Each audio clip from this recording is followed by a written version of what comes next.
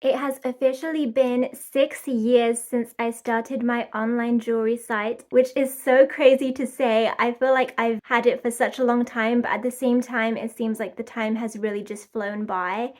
But I've learned a lot of little things throughout these years, and I really want to share these things with you. I know a lot of my viewers are interested in starting their own small businesses, so I wanted to list a few of the things that I've learned throughout these years.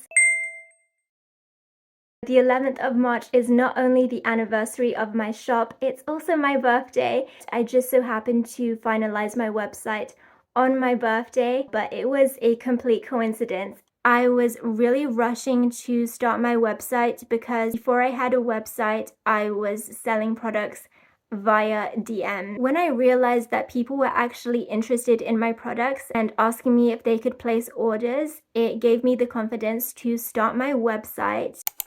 This first thing that I learned was something that I realized pretty early on in starting my business, and that is that you do not need to have a super professional website. As long as your website is functioning and secure, that's all you really need to start your business. I remember when I first started my business, I was the one who made my site and I made it from scratch, and I'd never made a website before, so I was worried that it would take me a long time to get the site looking good before I could start posting my products. But I started uploading my jewelry products pretty early on, and I didn't try to make my website look super professional. I tried my best, but my first tip would be to just start selling your products. Even if you have a really simple looking website, you don't need to hire somebody to create a website for you.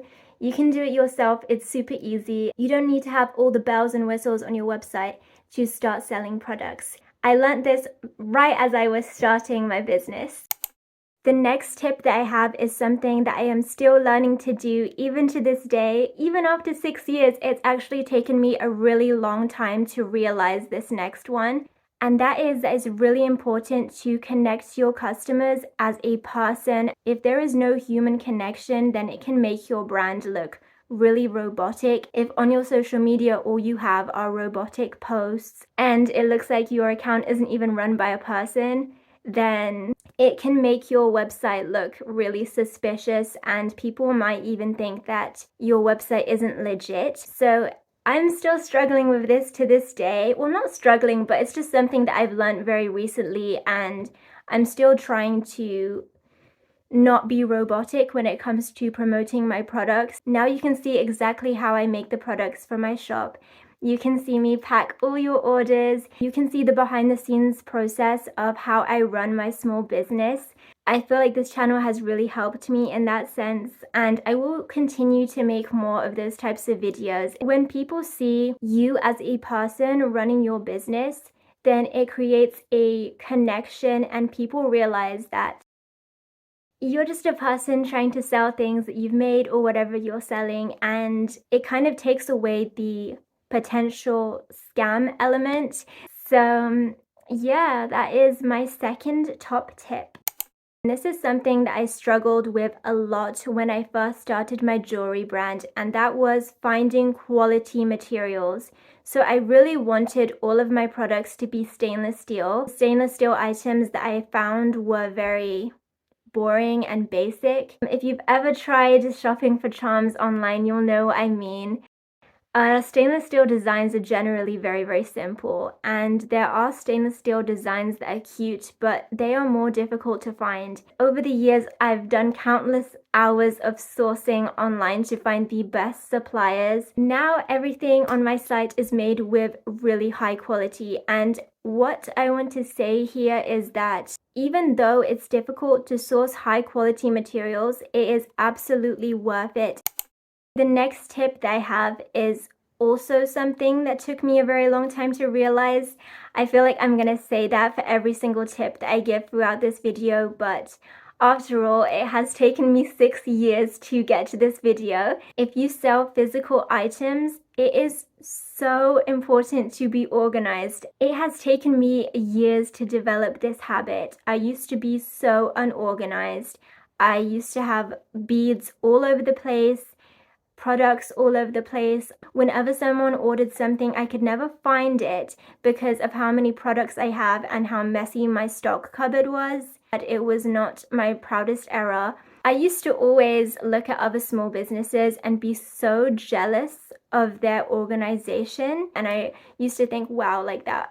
It must be so nice running that business because everything looks so aesthetic and in place. It definitely took me many years to develop the habit of being organized. Whenever I need to make a new product, I don't need to go looking for the beads. They're all organized nicely in my bead box. And whenever someone orders something on my website, I don't need to go on a 6-hour hunt for the item because I know exactly where to find it. Everything becomes more fun when everything is organized and in place. I always wanted every single item on my site to be as cheap as possible. It would take me hours and hours to create a product, and then I would post it on my website for €5. It's my fault for charging so little for something that really should have been a lot more expensive for the amount of hours that it took me to make. But that is something that I've learned along the way, is that you need to charge accordingly for what your product is worth, and don't try to make everything €5 because some things are worth €5 and other things are not worth €5. So it's important to think about your work and the hours that you put into your shop as well. And this is something that I really failed to understand at the beginning. It's always important to be fair with your prices, but never undervalue your work. My first ever order that I received is a really good example of why it's so important to calculate your expenses before you make and ship an item. I'm going to quickly tell you a bit of this story because I really want anybody to be able to learn from my mistakes, because this first order was so bad. The first ever product that I sold was a pair of earrings. And these earrings were made of relatively cheap materials. When I was first starting out, I did not know where to shop for materials, so I just went to my local craft shop to get some jewelry making supplies. I included the expense of the supplies in the price and maybe about 20 cents for my labor. I priced everything really cheap because I just wanted to start selling something, and when someone actually bought one of the items, I was so excited to receive my first order that I did not even take into consideration the other expenses that I would need to pay in order to ship this item. So when it actually came down to sending out this item, I realized that I had to spend more money on packaging. I had to travel to the post office, and I live quite far away from the post office. And then of course there was the shipping fee, and shipping can be quite expensive. So I ended up paying about 4 times the amount that this customer had paid in order to get this item sent out. And that was only one of the things that went wrong with this order. If you would like a more in-depth video about how I started, please let me know and I might make that video. Everybody starts somewhere, and that's why it's really important to never give up, because everything always gets better. But just because something is handmade, it does not mean that it has to be expensive. I make a lot of handmade items that are made with high quality stainless steel material, and they are priced pretty cheap. But it is important to keep in mind the expenses that you will have, because it's not all profit. There is something for everybody's budget on my website. I have products on my website that are under €5, and I also have products that are a little bit more expensive because they take a very long time to make, and that's okay. This next tip that I have is something that I wish I could tell myself years ago. When running a small business, there are going to be slow days. And in the past, I used to just use these slow days as breaks. And this would really backfire on me because after a few days, my business would start getting orders again, and I wouldn't have any stock to send. So I would have to make the products and also ship the orders at the same time. What I should have been doing is I should have been making the products on these slow days, and when I did start getting orders again, then I would have these products already made and ready to go. And that would have been a lot better, and it would have made my life a lot easier back then.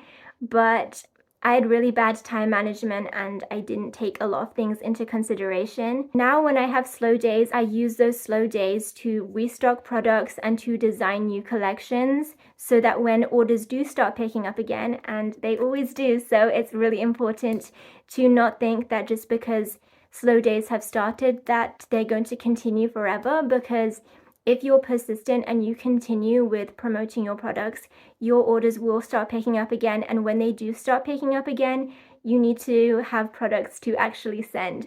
Yeah, that is one of the tips I have. Really hope you enjoyed watching this video. I hope you found these tips useful. Please feel free to check out my website. It will be linked in the description box down below. And those were all of my tips, things that I've learned throughout the years of running my small jewelry business. If you found any of these tips useful, please make sure to give this video a like and subscribe to this channel so that you don't miss any of my future small business videos. Thank you so much for watching and see you next week.